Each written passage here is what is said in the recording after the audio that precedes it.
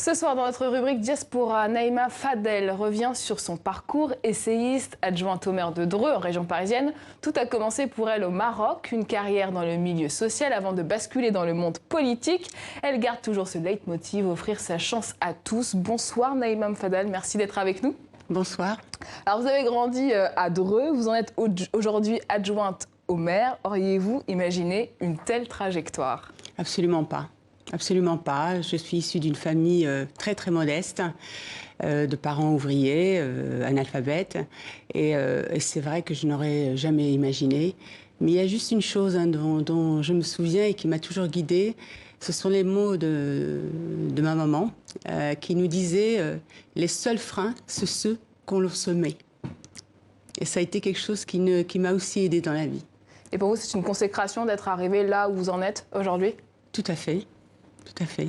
Alors, votre histoire a pourtant commencé au Maroc et c'est un contrat de travail qui va changer la vie de toute votre famille. Racontez-nous. Tout à fait.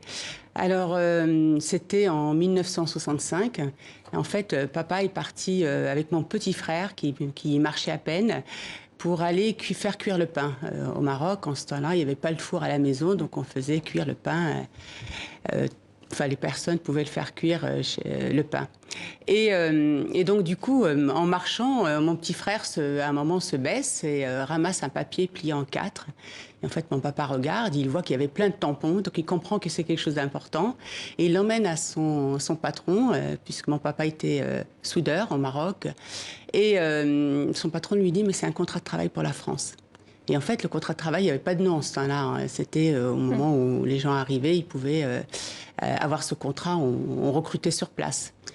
Et donc, vous pouvez imaginer aisément donc, la joie de la famille et de mes parents qui avaient effectivement l'espoir d'immigrer en France et de donner un avenir meilleur à leurs enfants. Et pourquoi vos parents ont voulu quitter le Maroc?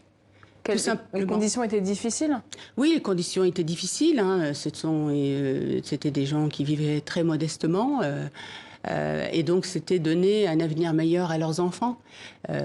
Pour vous dire les choses, moi, je suis arrivée à l'âge de 8 ans et demi en France. Je ne savais ni lire ni écrire. Je n'avais jamais été scolarisée au Maroc. Alors justement, vous racontez dans votre livre, et tout ça devrait faire d'excellents Français, la belle époque, hein, quand vous arrivez en France, toutes les communautés qui se mélangent dans les quartiers.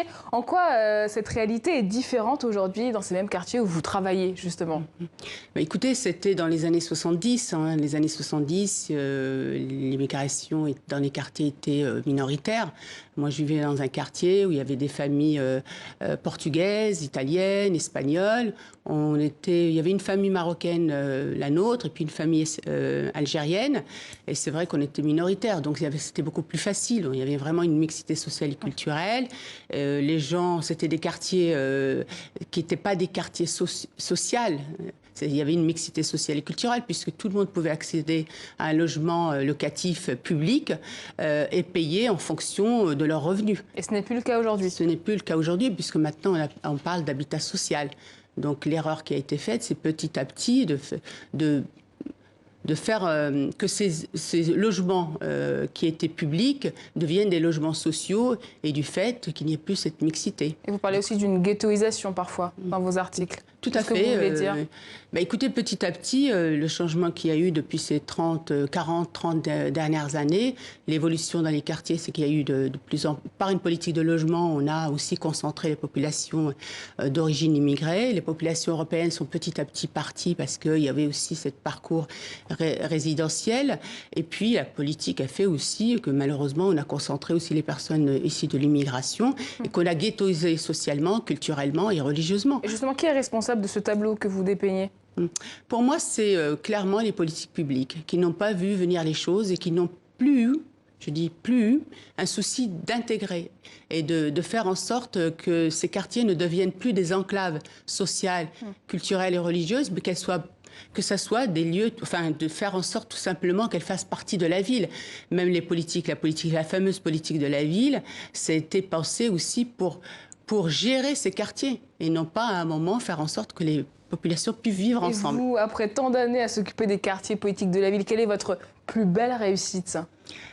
Écoutez, moi, j'ai eu... tableau un peu sombre que vous nous dressez, malheureusement. Non, Ben, heureusement, il y a des belles réussites, bien sûr, mais moi, je mise beaucoup sur les individus. Je vous donne par exemple un exemple qui me vient à l'esprit, c'est les 50 jeunes qui, en 5 promotions, ont intégré le lycée militaire de Saint-Cyr, des jeunes habitants de Mantes-la-Jolie. Au début, les parents, les enseignants pensaient que ce n'était pas pour eux. On en est aujourd'hui à la 6e promotion, avec des réussites et certains qui sont sortis majeurs de leur promotion. Après, personnellement, bon, moi, je suis très heureuse d'avoir fait ce livre déjà avec Olivier Roy, parce que ça a permis de travailler avec un chercheur, éminent chercheur. Sur ces questions-là, oui. Sur ces questions-là. Et dans le livre, justement, je parle des actions qui ont été mises en place et puis de comment on pourrait aussi inverser maintenant cette situation. Et justement, pour inverser cette situation, il y a une phrase très importante que vous avez dite dans une interview au Figaro. Les jeunes d'origine maghrébine en France sont d'abord souvent perçus comme des musulmans alors qu'ils sont français. Comment on explique cette perception? Est-ce que ça commence par ça?